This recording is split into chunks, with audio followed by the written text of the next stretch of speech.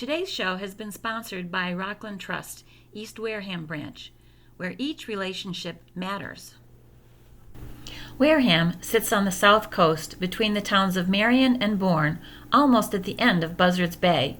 It is known as the gateway to Cape Cod.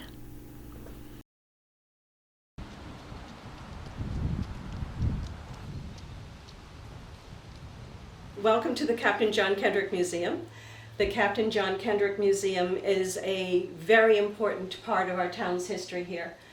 Captain John Kendrick came here and bought this house from David Nye in the 1700s. Captain John Kendrick was born in East Harwich, and he grew up on Cape Cod, and he was knowledgeable and interacted with Native Americans. And he had a father who was a whaling captain, so at a very young age, Captain John Kendrick went out to sea with his dad. And because he was learning the trade and plying the waters off of Cape Cod, which were treacherous, he learned not only to navigate at that time at a very young age, Right. He became a good navigator. He also was able to interact, as I said, with the Native Americans. So he learned how to communicate with not necessarily knowing the language. These two basic facts play a major role in what happened with Captain Kendrick in his lifetime. So Captain Kendrick grew up, and he was involved during the Revolutionary War time, and he went on to captain several ships. One of the ships that he captained, he was out on the Atlantic waters, and we were not in unfriendly terms with Britain. Right.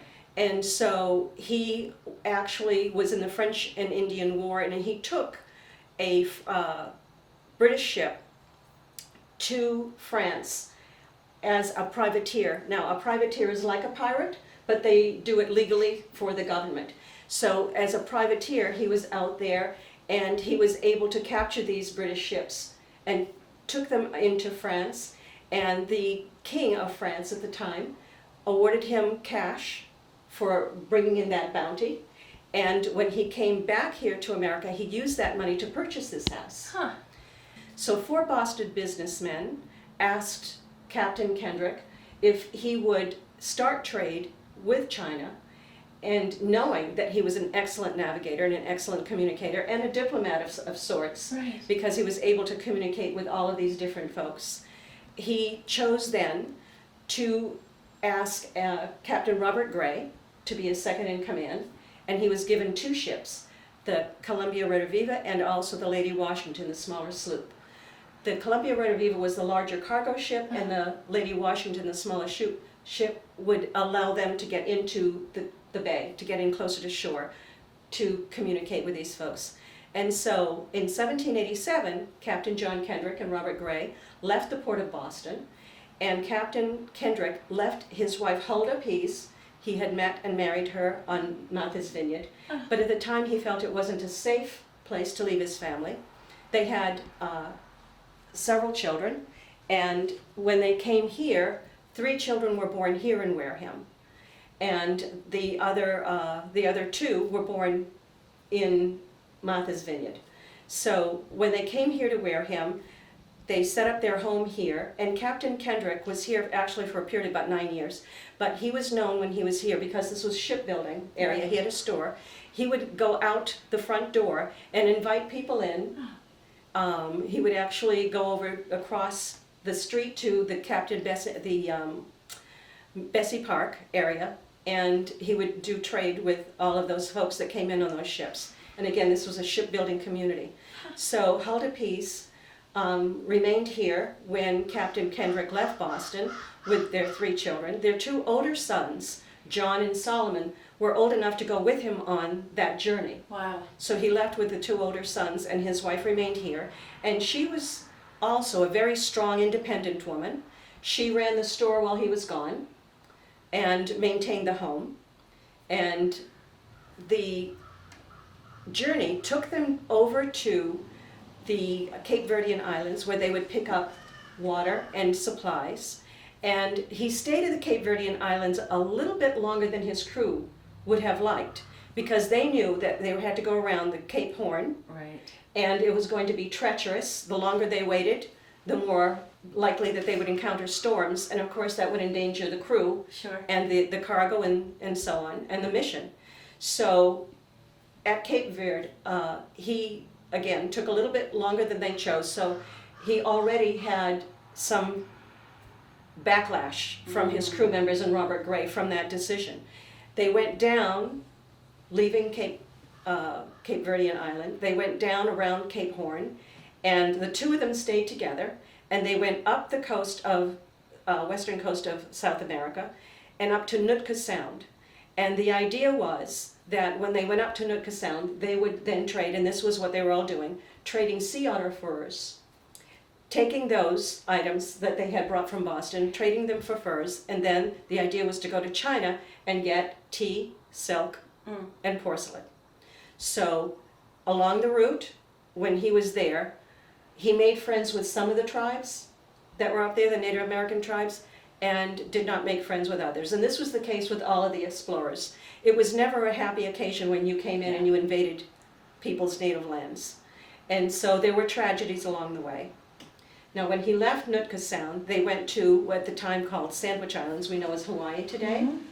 And when he got to Hawaii, again, he made friends with some of the native groups there and not with others. So this plays a part in the final story for John Kendrick.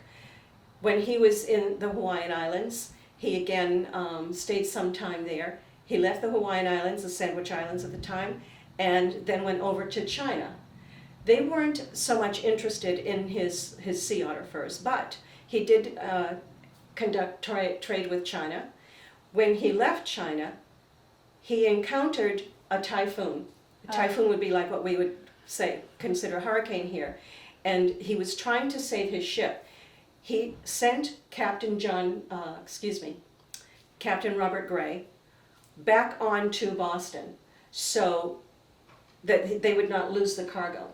Right. And he drifted into the harbor of Kushimoto, Japan. Now this was huge because Kushimoto, Japan itself, had been closed off to outside countries for over 150 years. The reason was that because they had a lot of missionaries there converting the Japanese people to the Catholic religion. And over a period of time, they became successful to the point where the Japanese samurai and those folks did not want their culture to be diminished. And so there was a huge uprising, and there was a terrible tragedy. It was very violent uprising, and so they closed off all of their trade harbors to everyone except for the Dutch. The Dutch were allowed to come in once a year. And now Captain Kendrick, he knew this, that it was dangerous, that people's lives were at stake, but he was trying to save his ship and his crew. And so he drifted into the waters and anchored there. Now the people on shore knew that it was prohibitive for any of them to interact with any of these outsiders. Right. But somehow again, that character, that nature of his, he was able to communicate with these folks, and they were there for 10 days anchored in that harbor. And the word got back to the samurai that they were there, and so they decided that they needed to leave because, of course, everyone's lives were in danger now, not only their own crew, but also the members back on shore of their native land. So he went around the corner and he waited until they were gone, and he came back in again because it was still dangerous for the ship. And during that time, he made such an impression on those people on shore in Kushimoto, Japan, that they actually were grateful to him for breaking that barrier and opening their world up again to the outside. So that being the case now, Captain Kendrick needed to get more trade going because he had sent all of his riches back with Robert Gray back to Boston. Robert Gray actually is the one who carried the American flag around the world and landed back in Boston. Now, Robert Gray, and this is not unusual, had some issues with being second in command and some of the decisions that Captain John Kendrick made. So when Captain Robert Gray landed back in Boston, he came home to a hero's welcome. And so his version of what had happened was the version that Boston accepted. And now Captain John Kendrick, who's still out in the Pacific, Captain John Kendrick continued to go back to the Sandwich Islands and back up to Nootka Sound. Now when he got to Sandwich Islands, the native tribes there were fighting over power and control over lands, as was the case everywhere. And what happened was that they asked him to help them because the British were anchored there offshore as well. But the British weren't helping the natives in the manner that they had hoped. And so Captain John Kendrick actually won the skirmish that was going on there. And when Captain John Kendrick was anchored out in the harbor, the British, the theory is, sent out, as they did in the time custom, they shot off their cannons in celebration. And one of the cannons shot right into Captain Kendrick's cabin on his ship, and he was killed there in Honolulu, buried in Honolulu. So he never made it back home. He was gone about 6 years, and his wife here, of course, and their remaining children, waiting for him to come back, and that never happened, sadly. Huldah Pease remained here. Huldah Pease Kendrick remained here with her 3 children. John Kendrick Jr., he ended up continuing on in the Navy, and he actually joined the Spanish Navy.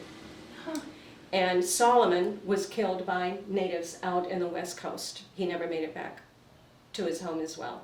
But Huldah Pease lived here for several years after Captain John Kendrick's demise, and then she moved to Rochester with her daughter. Wow. And so that is pretty much the story with Captain Kendrick. So what you're looking at here, because George Dekas, who was an attorney, he was a prolific collector of anything having to do with Wareham history. You're looking at some of George Dekas's collections here, and that's what is in this room. Wow. The Dekas family has been very, very generous to us in allowing us to have many of their items on loan. And again, John Dekas was a prolific collector, and he was a fierce defender of this building in particular. Wow. Wow. So I'd like to fast forward us to today. 2 years ago, as I mentioned earlier, I had a phone call from Dr. Jonathan Oli telling me that he'd like to bring a friend from Japan here to visit the Captain John Kendrick Museum. It was very exciting. I then called Scott Ridley, who is an author. He wrote the biography, actually, Morning of Fire, about Captain John Kendrick. Right. And Scott Ridley came and met Hayato Sakurai. Hayato Sakurai graduated from a Boston college. He married a young lady who grew up here on Cape Cod, and he was a curator, and still is associate curator at the New Bedford Whaling Museum. And he came here because they were about to celebrate the 225th anniversary of Captain John Kendrick arrival in Kushimoto waters. John Kendrick, Captain John Kendrick, arrived in Japanese waters more than 60 years before Commodore Matthew Perry. Commodore Matthew Perry is the guy that we read about in all of our history books, and we never hear about John Kendrick. Right. Right. Which is why I brought up the fact that when Robert Gray, Captain Robert Gray, came back to Boston, he was the hero of the moment, of the hour. And so now, when Hayato Sakurai came here, Hayato Sakurai came to see if we could collaborate and also to begin a relationship of friendship between us and Kushimoto. And so he asked if we would be interested in having a Skype conference with the mayor of Kushimoto, which was exciting. So we actually had it here in this building, and Steve Ruiz from WCTV, our local cable station, he enabled us to do that. He facilitated that Skype visit. And when we had the Skype visit, Scott Ridley and I sat in on that Skype visit, and it was not something that I was really oriented to what was going to happen and how it was going to take place, but I will tell you that when they turned the camera back around and scanned the room, there were probably about 15 or so journalists there for this Skype visit. And In Japan? In Japan. And so through that Skype visit, Scott Ridley and I were invited to go to Japan. Oh. And yes, and to participate in that anniversary celebration. And I will tell you that we were treated like royalty from the moment we arrived in Japan Wow. to the time we left. When we got to Osaka, we were taken to a fabulous hotel. We were in this high-rise hotel with a beautiful view of Osaka. It's a huge city, lovely, lovely city, with a gorgeous view. The next morning, Scott and I were greeted by a minivan, brand new minivan, with a driver, the chauffeur, and 2 translators. They spoke fluent English. I'm shaking, I'm just remembering how wonderful it was. Wow. And so we traveled 3.5 hours south to Kushimoto, Japan. And when we got to Kushimoto, we were greeted with many of the people from town hall, the officials there from the town as well, and we were invited to a reception with the mayor that evening. So we were able to then settle into, again, a beautiful high-rise hotel right on the waterfront with a beautiful view of Kushimoto Bay. And we were then greeted by Commodore Matthew Perry's 4th-generation descendant, Dr. Matthew Perry himself, who has a great history right down the road here in Newport, Rhode Island. He actually lives in Maryland. He is a retired Navy veteran, and he is a conservationist that has worked for the government in wildlife. And he now does eco-tours as well, like he has nothing else to do. But anyway, Matthew Perry, Dr. Matthew Perry, is a superstar in Japan. He frequently travels back and forth, as does Hayato Sakurai. Hayato Sakurai comes back frequently because of his in-laws living here. They've moved from the Cape up to Maine now. But Scott Ridley and Hayato continue their friendship. Wow. And they have, as a matter of fact, collaborated on a new book together, doing research. Captain John Kendrick's, one of the crew members on a sister ship there at the time, had written in his log, his daily diary, of the events of what happened when Captain John Kendrick was in that harbor, and the excitement of the people to interact with him, and of course how dangerous it was, you can imagine. The tension. And so Scott Ridley on this side of the ocean, also doing research, is Hayato Sakurai, who is now pursuing his PhD. He is the curator of the Japan-America Friendship Museum on Oshima Island. And so Dr. Matthew Perry, when we met with him, he was invited to that same dinner, and we all went to this lovely place where we went in, and we were, they took pity on me because I didn't know how to use the chopsticks. They were good to me. They were good to me from day one till the time we left. But in any case, what happened was I took with me things that I felt were in friendship, because they had sent a letter of friendship to me with this invitation and this incredibly generous offer. Wow. And so before I left, I went to town hall and I asked the selectmen and our town administrator if I had their blessing to go around to the different department heads and take letters of friendship with me. And so I did that, and I also took a little memento with me. But challenge coins are coins that are minted specifically with designs for military purposes, so that when military folks travel, they can exchange this gift. And so Judy Whiteside and I worked on this design for a challenge coin, and I took about 35 of them with me. And so I presented at that dinner to the officials. Oh, this is the Wareham Historical Commission side, and this is the town seal.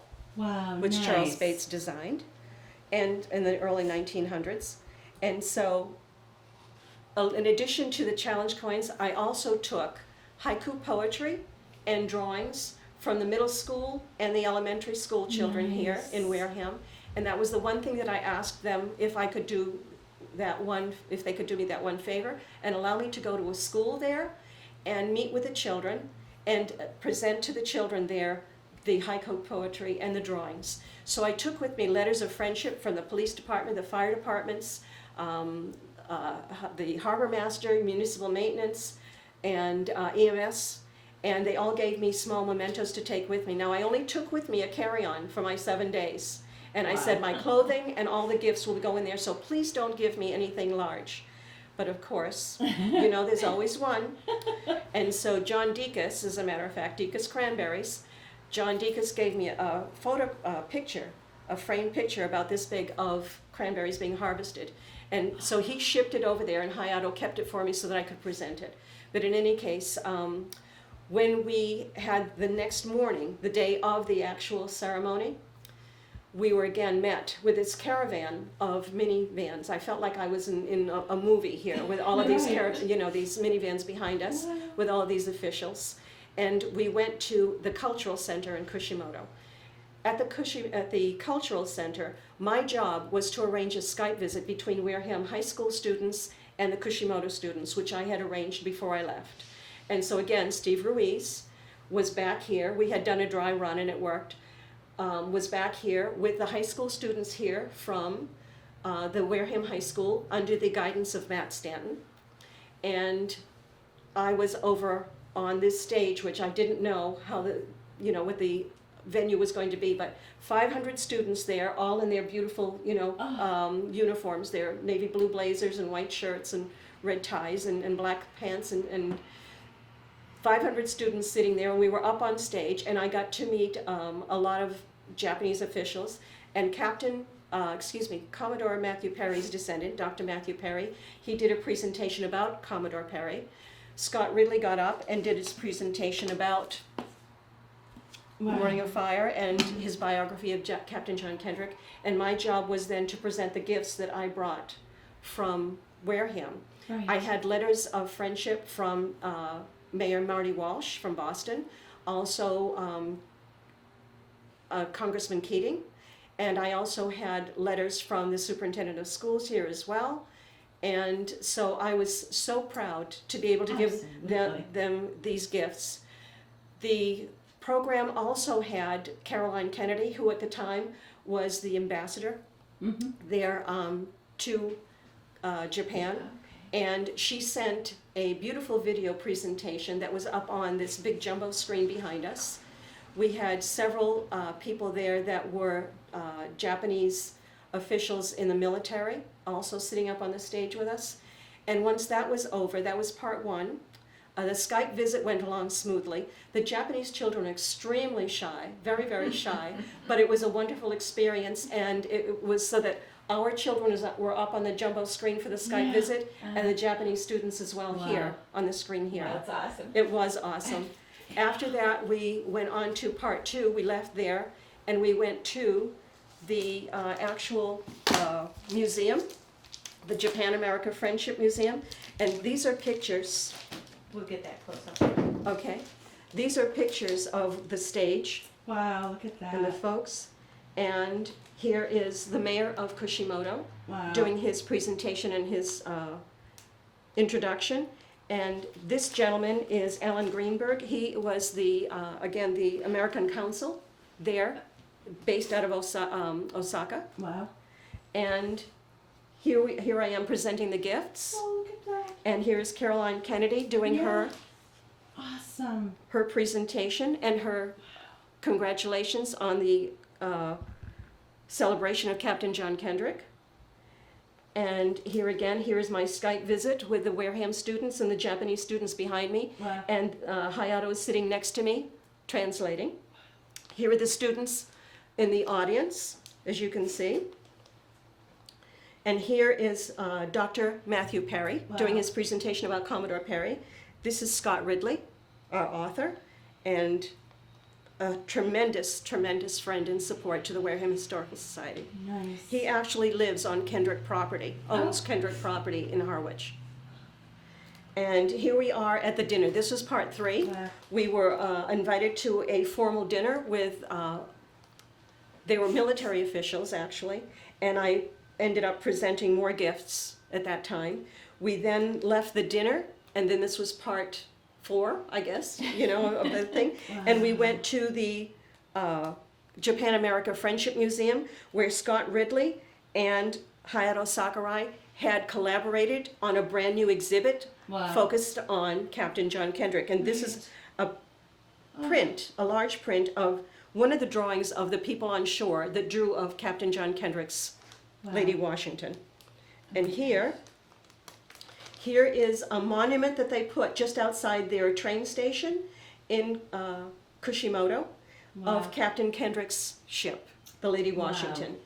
And here is, again, Dr. Matthew Perry, and here's Scott Ridley, myself in front of that. And here I'm signing a guest book at the Japan-America Friendship Museum. And here is that photograph, that print that I told you that John Deacon sent, that I presented to the mayor at that formal dinner. Nice. Here we were taken to a temple, a Buddhist temple, and this gentleman, the monk that was in charge of that, invited us into the climate control storage where we could see the real prints that were, these are of extreme cultural importance to the Japanese culture. And we are inside that private museum. It was just so exciting. This is Hayato's wife and his little girl, Aya. Aww. And here are the kids. Awesome. This bell has a story. I got to tell you about this bell. This bell was forged here in the United States and shipped over to Kushimoto as a gift before World War II. Many of the Japanese had come here to work in the States, and this was sent over as a gift to them. When World War II broke out, they buried the bell. They didn't want anyone to get their hands on it. So they uncovered the bell after the war at school to take me to. Wow. And when I arrived, they greeted us in English. They sang songs to us. And we had a tour of the school. It was the most wonderful thing.